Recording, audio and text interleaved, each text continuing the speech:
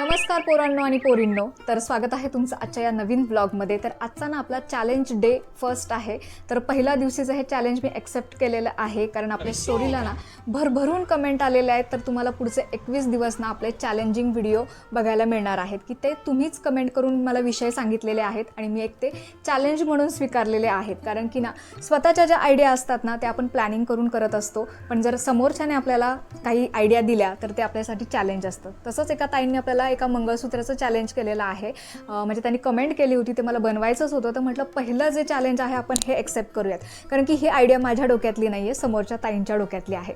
तर त्यासाठी ना आता त्यांनी जानवी मंगळसूत्र टाईप आपल्याला मोत्यांचं मंगळसूत्र बनवायला सांगितले लॉंग लेअरमध्ये। आणि आता हे माझ्यासाठी फार मोठं चॅलेंज होतं, कारण की मी सिंगल ज्या माझ्या आयडिया आहेत ना त्या यूज करून ना वेगवेगळ्या प्रकारचे मंगळसूत्र तुमच्यासोबत शेअर केलेलेच आहेत।